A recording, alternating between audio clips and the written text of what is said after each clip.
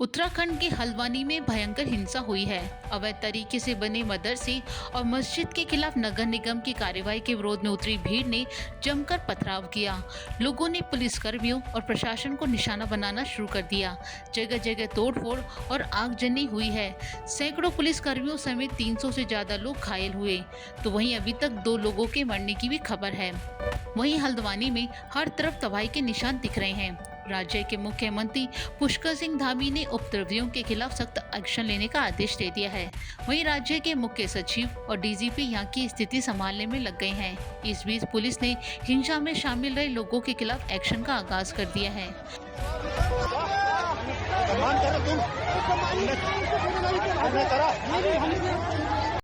हल्द्वानी के बनभूलपुरा क्षेत्र में न्यायालय के आदेशों के क्रम में प्रशासन की टीम अवैध अतिक्रमण को हटाने गई थी।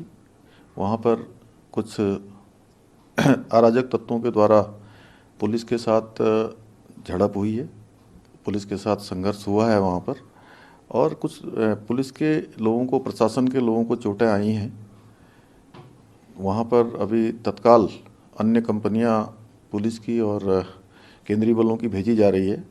सभी से शांति बनाने का हमने अपील की है, कर्फ्यू लगा दिया गया है, और जो भी इसमें दंगाई होंगे, जो भी इस प्रकार का अतिक्रमणकारी होंगे, जिन्होंने आगजनी की है, उनके खिलाफ कठोर कार्रवाई की जाएगी।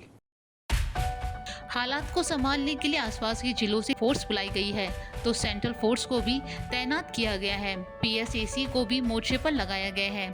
हल्द्वानी शहर में सख्त कर्फ्यू लगा दिया गया है। शहर में अस्पताल और दवा की दुकानों को छोड़कर बाकी सब बंद रखने के आदेश दिए गए हैं। स्कूल, ऑफिस और बाजार सब कुछ पूरी तरह से बंद कर दिया गया है। हिंसा के बाद पुलिस ने केस दर्ज करके उपद्रवियों पर एक्शन की शुरुआत कर दी है। इसके साथ ही उनकी पहचान कर उन्हें गिरफ्तार किया जा रहा है।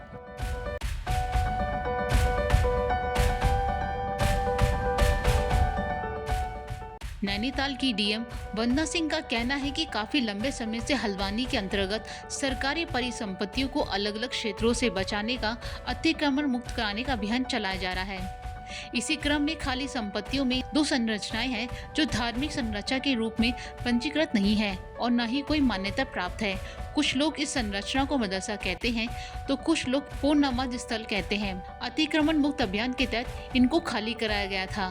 ये घनी आबादी वाला इलाका है जहाँ अल्पसंख्यकों की संख्या अधिक है। गुरुवार शाम जैसे ही मदरसे को तोड़ने का काम शुरू किया गया, बड़ी संख्या में लोग सड़कों पर आ गए और धक्का मुक्की शुरू हो गई। इसके बाद पत्थरबाजी शुरू हो गई, जिसके जवाब में पुलिस ने भी चारों तरफ जो छतें हैं उनके माध्यम से, मैंने आपको 30 तारीख की फुटेज दिखाई, किसी छत पर कोई पत्थर नहीं था। तो जिस दौरान ये सारी विधिक प्रक्रिया चल रही थी, जब हम सुनवाई कर रहे थे, माननीय उच्च न्यायालय सुनवाई कर रहा था, तो छतों पर पत्थर उस दौरान इकट्ठे करे गए। इसका मतलब इट वाज प्लान्ड कि जिस दिन भी डिमोलिशन ड्राइव होगी, हम उस दिन इस तरह से फोर्सेस को अटैक करेंगे, इस तरह से डिमोरलाइज करने की कोशिश करेंगे स्टेट मशीनरी को। तो पत्थरों का अटैक हुआ जब हमारी टीम पीछे नहीं हटी, हमने डिमोलिशन ड्राइव को जारी रखा, हमारे ऑफिसर्स ने। उसके बाद जब पहली मॉब जो आई पत्थरों के साथ, उनको डिस्बर्स कर दिया गया, तो दूसरी मॉब आई जिनके हाथों में पेट्रोल बम थे, जो फ्यूल होता है उसकी प्लास्टिक की बॉटल्स थी, उसमें उन्होंने आग लगा कर फेंकी। आप लोगों ने वीडियो फुटेज में भी देखा, आप लोग अभी तक सब कवर भी कर चुके हैं। ये फेंका गया, ये भी अनप्रोवोक्ड था, बिल्कुल प्रोवोक नहीं किया गया था। तब तक हमारी टीम ने किसी भी प्रकार का फोर्स इस्तेमाल करना शुरू भी नहीं किया था। They were busy in demolishing the structure. उसके बाद जब पेट्रोल बम आगजनी की घटनाएं शुरू हुई और उसके बाद भी टीमें पीछे नहीं हटी, तो थर्ड स्टेप में उस मॉब जो था, अराजक तत्व, उनके द्वारा थाने का घेराव किया गया। थाने में हमारे मजिस्ट्रेट थे, हमारे पुलिसकर्मी थे, हमारे ऑफिसर्स थे, हमारी कुछ मशीनरी थी, टीमें थी, असला था, बहुत सारी चीजें थी। तो थाने को घेरा गया। थाने के अंदर जो लोग बैठे हुए थे उनको बाहर नहीं निकलने दिया गया। उन पर पहले पथराव किया गया, फिर पेट्रोल बम फेंके गए। थाने के बाहर खड़े वाहनों में आग लगा दी गई। उसका जो धुआं था आगजनी का, वो धुआं सारा थाने में भर गया और अंदर जो ऑफिसर्स थे उनको सफोकेशन होने लगा। तो पहले अनाउंस करा गया, आंसू गैस के गोले छोड़े गए, अनाउंस करा गया लाउड स्पीकर पर कि आप लोग डिस्पर्स हो जाएं, अन्यथा हमको बल प्रयोग करना पड़ेगा। उसके बाद पानी की बौछार भी अग्निशमन के माध्यम से करी गई ताकि उस आग को बुझाया जा सके और जो लोग अंदर फंसे हुए हैं उनको सफोकेशन से बचाया जा सके, ये भी किया गया। उसके बाद भी जब वो मॉब डिस्पर्स नहीं हुआ तो कुछ जगह से ये सूचना आई कि जो रिवॉल्वर होते हैं या वैध या अवैध है वो सब जांच का विषय है। जो भी असलहे हैं, जो भी आर्म्स हैं, उनके माध्यम से कुछ फायरिंग स्टार्ट करी गई थाने पर डायरेक्टली, थाने में अंदर जो टीमें थी उन पर डायरेक्टली। उसके बाद जो है फोर्स इस्तेमाल करने के आदेश दिए गए, कर्फ्यू इम्पोज करा गया, फायर ओपन करने के आदेश दिए गए, कमर के नीचे फायर ओपन करने का हमारे स्थानीय मजिस्ट्रेट ने वहां ऑर्डर किया। इस स्थिति को देखते हुए, हमारी टीमों की सुरक्षा को देखते हुए, उसमें परिसंपत्तियों के नुकसान में मुख्य रूप से जो थाना है वो कम्प्लीटली डैमेज हुआ है। थाने में हालांकि किसी को घुसने नहीं दिया गया, उसको सेव किया गया, लेकिन उसके जो खिड़की दरवाजे हैं, वहाँ जो फर्नीचर है, वहाँ जो अन्य सामान है, इवन पीछे से मॉब के द्वारा हथौड़े और गन से भी उसको तोड़ने की कोशिश करी गई थाने को, तो वो एक नुकसान है। उसके अलावा जितनी भी हमारे व्हीकल थे, एडमिनिस्ट्रेशन की जितनी गाड़ियां थी, वहाँ पर जो नगर निगम की जेसीबीज थी, वहाँ की जो हमारे अधिकारी कर्मचारी जिन बाइक्स और व्हीकल्स के माध्यम से वहां गए थे उनको जलाया गया है। कुछ सार्वजनिक बसें वगैरह भी जलाई गई हैं। तो मीडिया कर्मियों की वही मैं ऐड कर दे रही हूँ, मीडिया कर्मियों की बाइक भी वहां पर जली है। मीडिया कर्मियों को वहां चोट भी लगी है और मेरी पूरी सहानुभूति इनके साथ, सबके साथ है।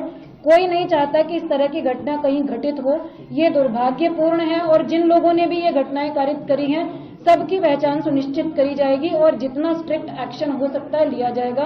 किसी को कानून हाथ में लेने का अधिकार नहीं है, चाहे धार्मिक स्थिति से हो या किसी कारण से हो।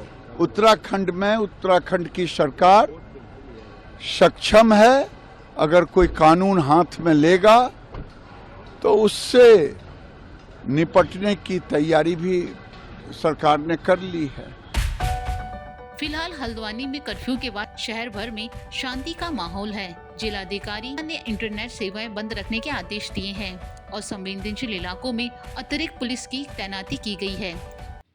हम लोगों ने यहाँ बैठक करी और पूरा निरीक्षण किया और यही सरकार का व्यू है कि शांति व्यवस्था बहाल की जाएगी, जो कानून है देश का वो लागू किया जाएगा और जल्द से जल्द हल्द्वानी में स्थिति सामान्य की जाएगी। चाहे वो ट्रेन चलाने की बात हो या बाज़ार खोलने की बात, रेलवे के अधिकारियों से भी हम लोगों की वार्ता हो गई है। और मेरा आपके माध्यम से हमारे आपके जो व्यूअर्स हैं उनसे भी अपील है सभी नागरिकों से कि कोई अफवाह ना फैलाएं और शांति बनाए रखें और इस प्रदेश की शांति और खुशहाली को बरकरार रखें। धन्यवाद।